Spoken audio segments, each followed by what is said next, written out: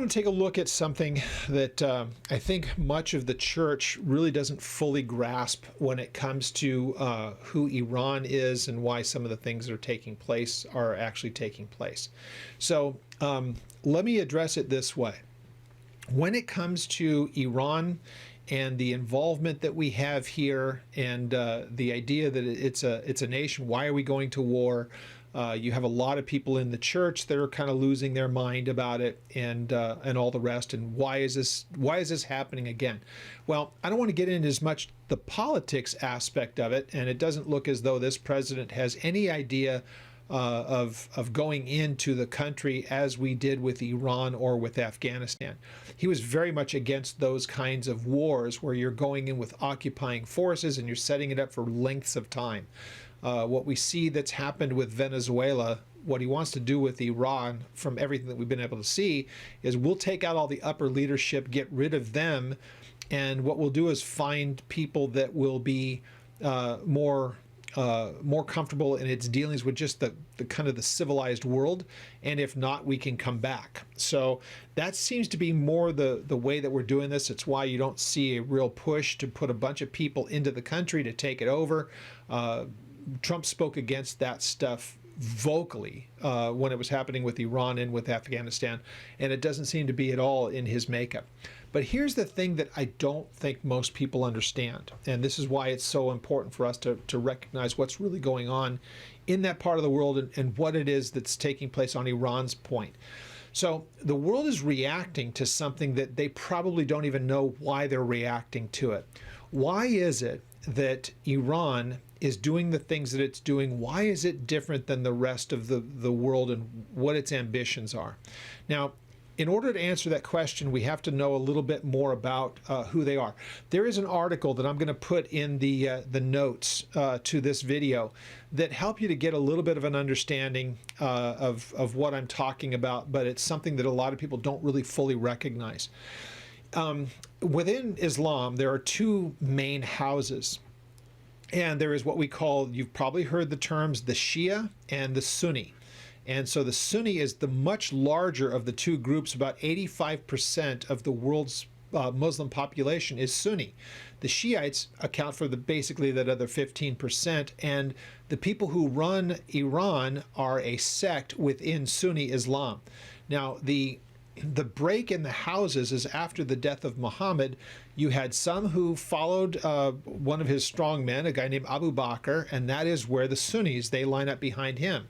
The other ones line up behind his son-in-law, a guy named Ali. And so that explains who the Shias are. The Shiites, the Shia of Islam, are the ones who control Iran. And so what you start to ask yourself the question, okay, great. What do they believe? Now, let's remember that whether you're a Sunni or Shiite, Osama was a Sunni. So it's not just that the Shiites are the crazy people and the Sunnis are the ones that want to get along with everyone. They don't. Any real genuine adherent to Islam, whether they are Sunni or Shiite, realize that theirs is a call to conquest. That's what the Quran asks for, conquest. It's to subdue the earth.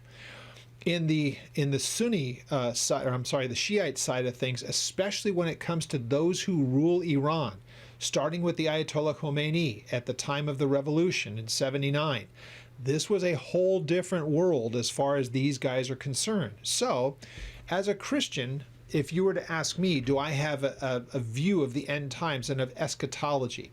Clearly I do. And so anybody who knows me at all, or the fact that we approach the Bible as we do, that every chapter, every verse of the Bible is to be taught, we're going to run into prophetic things where God speaks about this at detail and at length.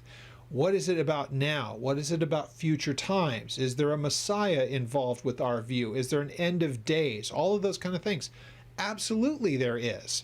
So we don't have a problem explaining that. Jesus is the Messiah. He lived among us, and he will come back as the reigning King of Kings and Lord of Lords. There's a lot that we could say about our eschatology, or our view of the end times. And so is there an apocalyptic view of things? Yeah, the book of Revelation, we call the Revelation is the English word, but it is in the Greek, the apocalypsis. So the apocalypsis of Jesus Christ, the revelation, it's a revealing of things. So when you read the book of Revelation, it's the book of apocalypsis in the Greek. So the idea that God wraps up everything as far as mankind is concerned, starting at chapter 6, that describes what is future to our time, the view of Old Path and of Calvary Chapels, is that starting at chapter 6, that's all future stuff. So John starts to see the beginnings of that stuff in chapter 4, but the actual rolling out of the apocalypsis and the actual judgments that happen on the earth begin at chapter 6. So that is our eschatology. That's our view of the end times. We see it as being something that will be in the world's future, actually some would believe not too far from now.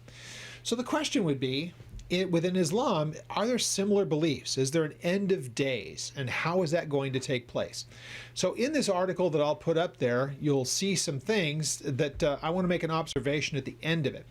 So in the leadership that you see in modern day Iran, the problem that we have with them, and most people don't realize it, is that they have an apocalyptic view of the end of days, the world, the end of the world. And they have a part in that. What are they supposed to do?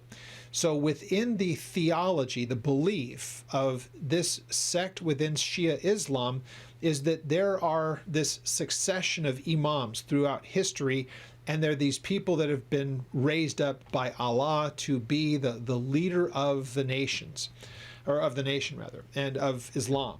So they believe that there is this one that is going to be revealed, a very messianic kind of a figure. They refer to him as the Mahdi. And again, there's a lot to be read about this, but I don't want to spend a great deal of time going into their eschatology.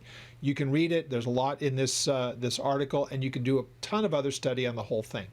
Why I don't want to really spend a great deal of time talking about that is because of the observation that I make at the end of it. So within Shia Islam, and in particular Iran, the view is that in order for that last Imam, the Mahdi, to be revealed on the earth, it happens at a time where there's enormous corruption. So within Islam, the way to avoid corruption is to be very devout towards the belief and the tenets of Islam. So it's very radicalized. It is intended to be a way of conquest, and that when the Mahdi comes back, he's going to put down all of the corruption and everything that takes place. So their Messiah figure needs to be revealed when all of this is taking place. They see their holy lands as needing to be purged of all of those who are not believers. Israel is a great example of that, and it's inside of what they see as their land. So it needs to be purged. So that helps to explain a lot of why they spend so much resource of having proxies. In this case, Hamas and Hezbollah are really very much dependent on Iran. That's where they get their funding. That's where so much of it comes through. So the idea that they would want to cleanse the land of not only the Jews, but of anybody that's non-Islamic, that's one of their things. They have to do it. The corruption that they see, they don't even realize the spiritual side of this. It's really the devil behind the scenes wanting to once again make the Jews the focus of his rage and his anger and his hatred, because God has singled out Israel for being the one that he loves. Yes, he loves the church, he loves mankind, absolutely, but he made a covenant with Israel that's different than any other covenant that he's ever made through the ages, because it was with a people and it was with a land, not the church. The church is from all over the place, and it is a spiritual covenant that he's made with us. It doesn't deal with land. It doesn't deal with a specific DNA line. So you can be of his body, the church. You can be the redeemed of mankind from all over the place. But the covenant that he made with Abraham to the land and the people is unique to them. So that hatred that the devil has for those people is different than he's had for any other group ever in the history of mankind. So the idea that you have an apocalyptic cult like what you have in Shia Islam that rules Iran, if they think that somehow the revealing of the Mahdi can't really happen until there's a purging of the land, then they're pretty highly motivated to do the things that they do. Pursuing all of the things of weaponry, even up to nuclear things, it's all part of their deal, because it really ultimately triggers the return of their Mahdi, their messianic figure. So really, when you start to think of it like that, reading the article, reading everything that you can read on it, here's the simple takeaway that we should all have to this. They believe that they can bring about their end of days kind of a scenario by their actions of ridding the world of those who are not believers as they are. So if that's the case, and I'll just put it out here to you this way, if you're a believer, if I could tell you, and I could make the case from our writings or from the beliefs, and let's remember, the Quran is written as it's written, but there are the hadiths, which are the traditions that are handed down. It's kind of the Jewish people have the Talmud, and those are the commentaries, if you will, through the ages. Well, the hadiths serve kind of the same way within Islam. In Christianity, we don't have all that stuff.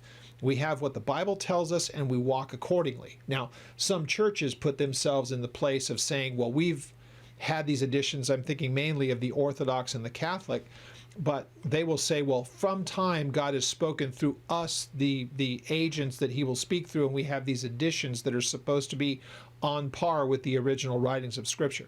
A Bible-believing Christian doesn't look at a church as having that kind of authority. But you will find that within Judaism through the Talmud and writings like that, after the fact writings. And you so also have in Islam, because the Quran is not written like the Bible. If you've never read it, you basically will have much, much, much more commentary through the ages and a lot of additions that the Quran allows for. So much of what you see in the world around us is because somebody in a place of very high prominence, religiously speaking, has added their 2 cents into what they see there. They're open to that ability to add to what's being said and issue all kinds of edicts. So here we are.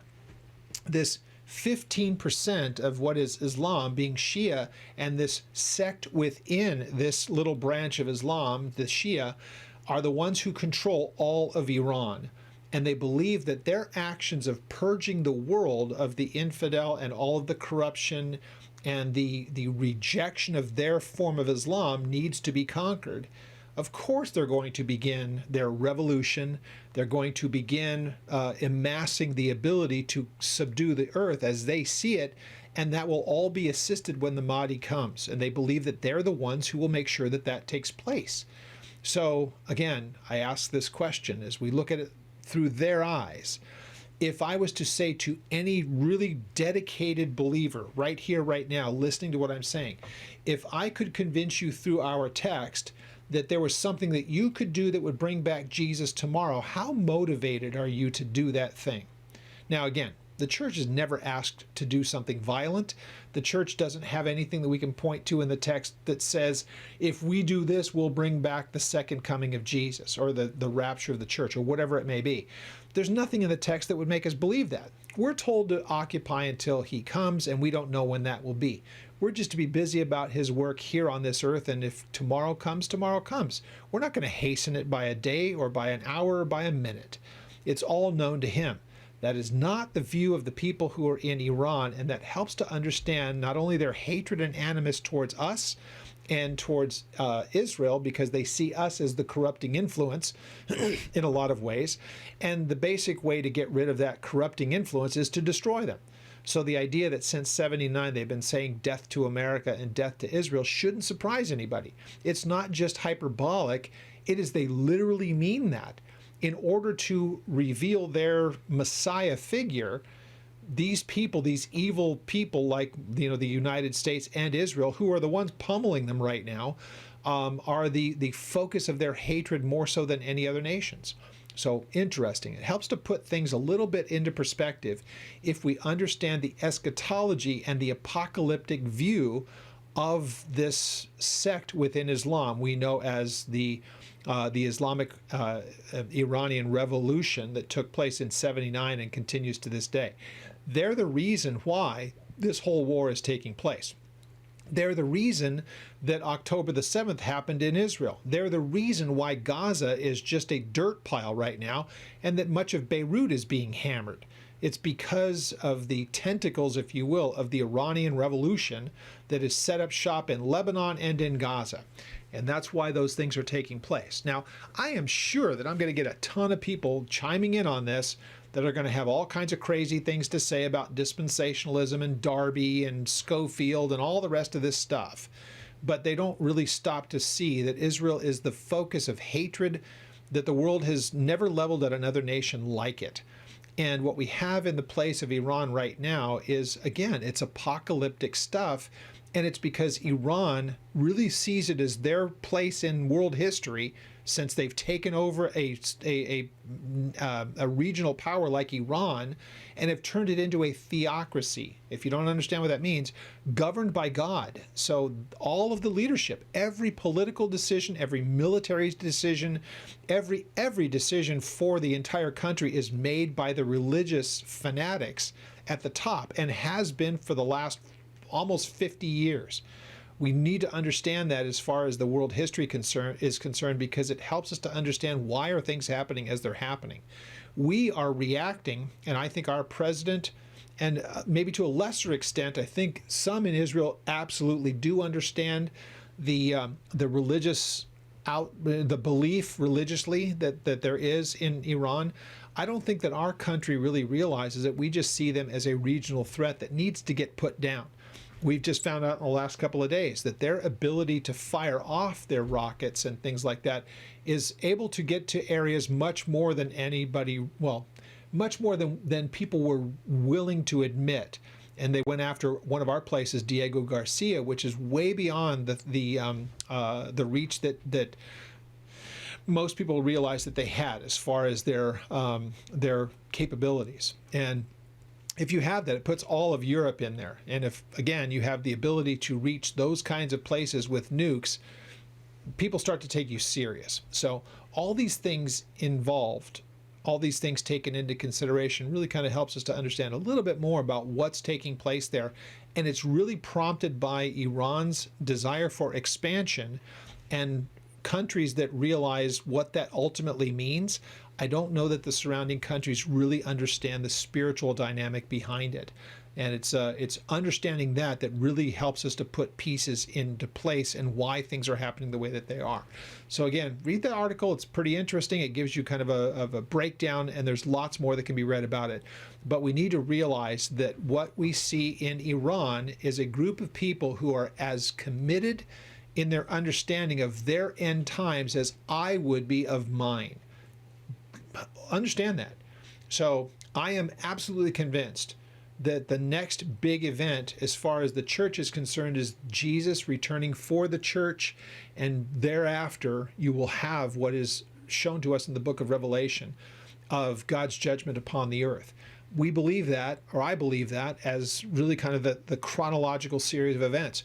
Just realize this: the people that are in control of Iran have their own version of that, a perversion of it, but they're just as dedicated to that as I am.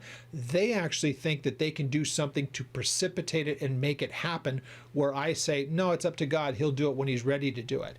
Different thing entirely. The God of Islam is not the God of the Bible. Never could you make that case based on their writings versus what's in the Bible. Contrary to what some people would say, the God of the Quran is very, very different characteristically from the God of the Bible. They are not the same, and people need to recognize that. It will help you understand a lot more about what's taking place in the world.